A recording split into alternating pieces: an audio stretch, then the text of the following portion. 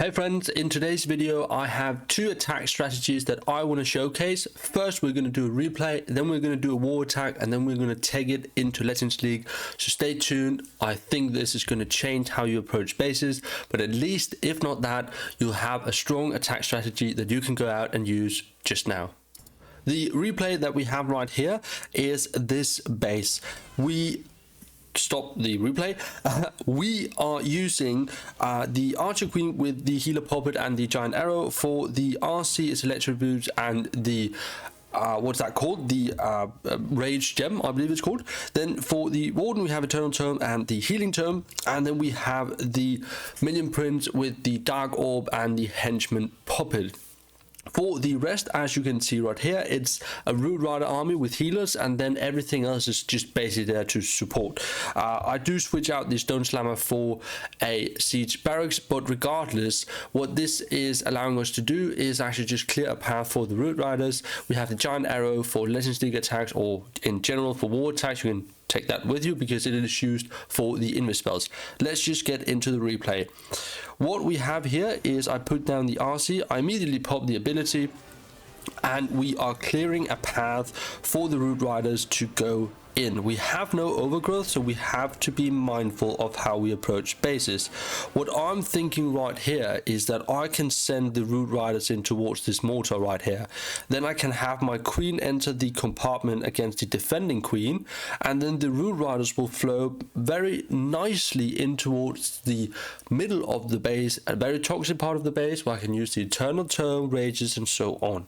So that's the idea right here. No overgrowth, meaning that you have to be more vigilant of how you approach and funnel. So we are in here, we put down the RC and we use the invises once the timer turns 6, so at 56 and 46 and so on. We put down the invis. Right here she is chasing the king, and I don't see us getting any more value, so we take her out, recall. The next thing is basically just the Giant Arrow from the queen. Siege Barracks down, we lure the rest of the clan castle that didn't get killed by the aura of the RC. Root Riders, Cocoa Balloons, Healers, Warden, Minion Prince, Valkyries, and everything is in. Then a couple of Super Barbarians right here in the stories in a moment. Then we send in the RC just behind. The queen has created the funnel. I forgot to put down the wall breaker, or I messed it up at least, but regardless, Eternal Tome going into the middle section, and we also use our Rage. Very important. What I did not do correctly here, and you can see it if we zoom in right there, this is our Minion Prince. The ability of the Minion Prince is generally best used early in the attack, where you get value not from the DPS but also because the orb will be easy to direct because he's going in towards the base. Once things starts to spread out a bit, he will turn himself and you might not get the value, you might delay it, and then you end up not hitting anything, and you'll see that happening right here. So more often than not, early Minion Prince ability is better. Then you can delay your Rage and you can delay your Eternal Tome ability. So that's a very key thing. Alright, going into the middle, we are taking down everything in that core. Queen is on the outside. We take down the scatter shot, but as you see, he got targeted by some, I think it was a black mine, and the ability just ends up being swag. You still get the Henchman Puppet out, which, you know, will tank for the Minion Prince, and he will have a lot of DPS output. But, you know, the orb is just a really strong ability, and, you know, if you can hit defenses, it's obviously better. But yeah, let's just double speed out of here. We pretty much cleared a perfect path all around the base, and we are just, you know, completely overwhelmed. Like, look at this, we have basically everything we put down was still alive. We had 3 spells left that we basically just swag for the heck of it. I mean, insane attack. But that's it. That was the replay. I hope it makes sense. You know, funnel in with the Root Riders.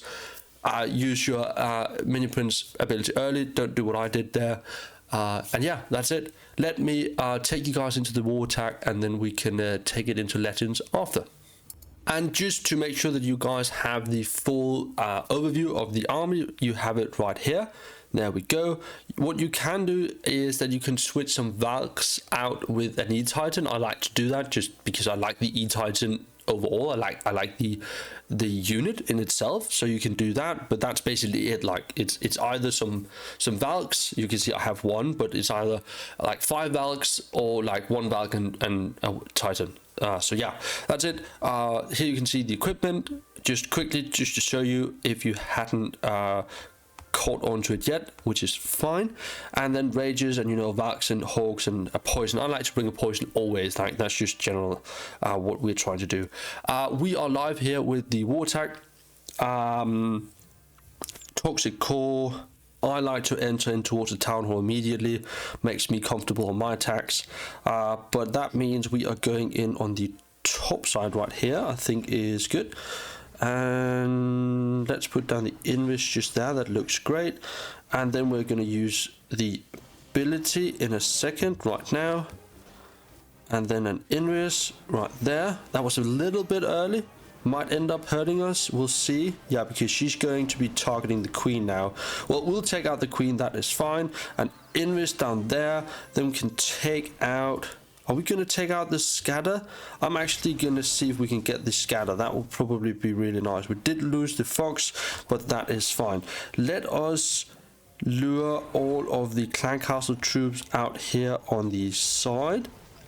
That is good. And we'll poison them and we'll send in some barbs on this other side. Then we'll have the root riders enter. Everything in there. That looks great. Cool.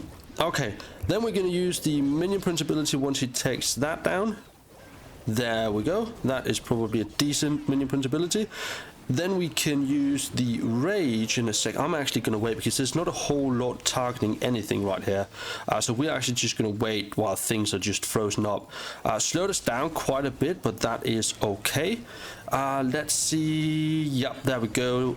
On the giant or the mecha bomb or whatever it's called.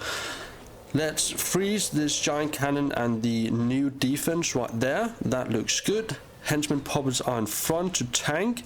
We're going to freeze again right here. That looks like a great freeze. We do have a single target inferno on the right side, which we do have to be vigilant of. The root riders there will take the scatter shot out in like 5 to 10 business days. It does so little damage. Actually, negligent. That's a difficult word in English, my bad guys. We are taking down the Inferno. We still have the Minion Prince alive, still have the RC alive. The Queen is also alive, so Root Riders will open up the walls for the Queen. And I mean, we don't even have to use the Rage spell, so there we go guys. Pretty easy attack strategy. I hope you guys enjoy this kind of breakdown. But nonetheless, let's just continue on with some Legends League attacks. All right, let's see some fun bases. What is this? I dropped some trophies in Legends League. I missed basically all of my attacks yesterday. Really busy, and I just didn't have the time. So you know, then ended up being quite a sucky situation, but that is fine. Oh, this is a fun one. This is going to be really weird. What are we going to do? Probably need to go in on the right side due to the Let's do that. Okay, and then we're going to use the invis, and then we're going to use the RC ability. Perfect. Going to take down that, and then another invis just there. We're going to take down the monolith, and that is probably it. No, she's actually going for the expo, which is really good. Can she take down the... Maybe the fox will die here 100%, so let's get her out of there. Cool. Then we will get the queen in there with the siege barracks. We'll wall break in a second. We will poison. Let me put some stuff over on that side right there. Also a Valk, and then all of the root riders in. Everything cool. There we go. That is great. Everything is in. Oh, not the healers. Let's just do that. I'm going to be using the Minion Prince ability there. I feel like that is probably a decent timing on it. Then we are going to be using the ability for the Eternal Tool right then and there. That is great. Let's rage a little bit aggressively, just going into this secondary section of the base. We still have all 4 heroes alive, which is awesome. Queen's on the outside, making sure things go on the inside.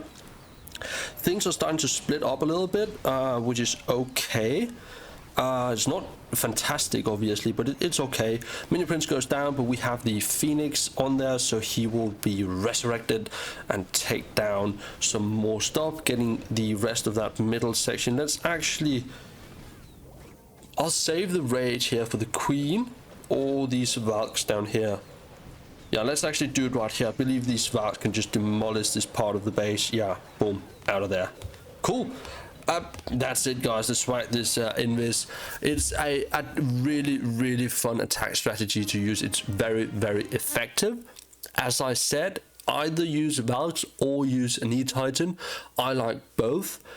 It's really just a matter of preference. I think the E-Titan is a lot of fun.